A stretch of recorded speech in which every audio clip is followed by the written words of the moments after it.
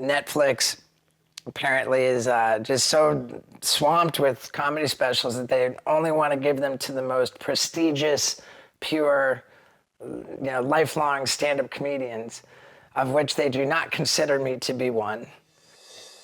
What would you say is the most satisfying moment from your career? The first two things that popped in my head were both of my comedy specials right when I got done taping them. Because I felt like both of them couldn't have gone better than they did.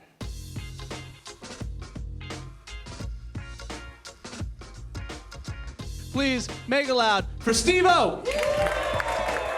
So we're here at the Hollywood Improv. Explain the significance of this place to the comedy world. And I don't know, it's certainly significant to me. This is where my comedy career began, really. I'm in a terrible situation. I'm Steve-O in my 40s. Either I just gotta stop with the dumb or man, it's gotta get up, How do you go about coming up with material?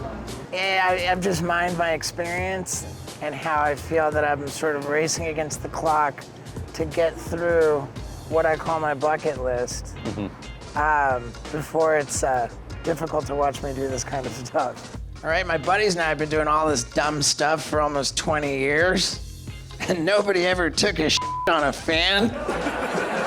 And what's the process you go about in terms of refining it? Repetition, it evolves. Crazy, right? The shit never hit the fan, so I had to take care of this. And I went on Amazon. I bought myself the biggest, most powerful metal industrial fan you ever heard of, right?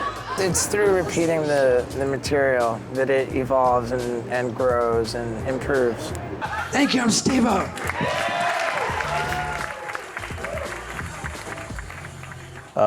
Conversation with, I guess, the Netflix comedy head and the challenges with that dialogue would be what?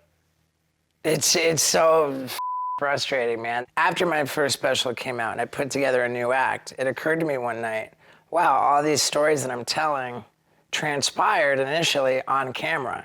So what if I had a stand-up comedy act that had the footage of the stories I'm telling edited into it? Sure. It would be a multimedia comedy special, and that's just never happened. And I just got so excited about it. There's nothing like it out there. And I ended up, at the end of the day, I spent like $262,000 on the final product. And I just thought, this is it.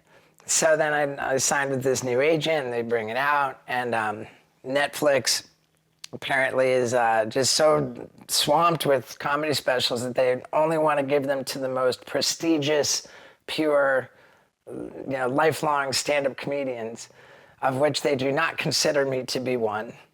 And then for the other buyers, it's like, are you kidding me? In some cases, it was just so outlandishly explicit that people are just like, we just can't show that. And then in other places, they're like, we're like comedy snobs, and you're not prestigious enough in the space. So I ended up sitting here like on this nuclear bomb that doesn't have a home. But so you're still in the process of figuring... I'm not going to part with it until it gets the love that it deserves. What excited you in the first place about going on stage without having to do a stunt to make people laugh? Nothing. Nothing. Oh, really? It wasn't my idea to try comedy the first time. I was asked to do it by somebody who wanted me to do a stunt. And I said, yeah, sure. And I showed up at the comedy club with no plan at all. And looking around, it just occurred to me that I couldn't do anything crazier than actually get on that stage and try to make people laugh like doing stand-up. The best thing is that when I was going to clown college, my cousin was going to mortician school. And our mothers were intensely debating whose son was a bigger loser.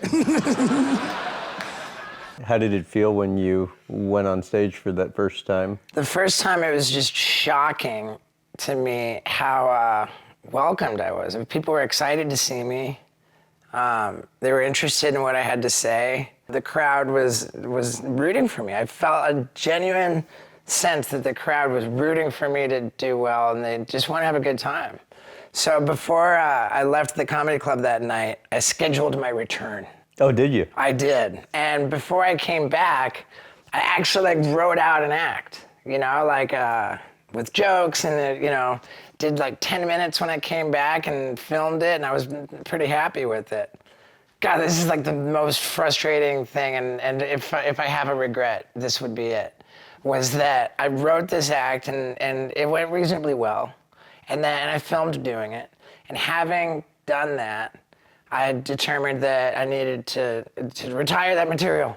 For some reason in my mind, I needed to do something different every time I went on that stage, whereas if I would have just worked on that act and developed it and honed it, then I would have really been doing stand-up for a lot longer than I actually have now. But instead, I became confident. I went back with nothing prepared. So I thought, I'm just good at this. And I went on stage with no material, and I just bombed. It was just a desperately traumatic experience. It was awful. And what made you motivated to go back after you had a couple bad experiences? Well, in early sobriety, sitting in the comedy club just to watch the show, I just had this feeling I should do it. I should get on that stage. And it just kind of built up, and we were filming the third Jackass movie. And when I went in for my very first interview, before all the real promotional machine revved up, I was to be interviewed immediately after Dane Cook.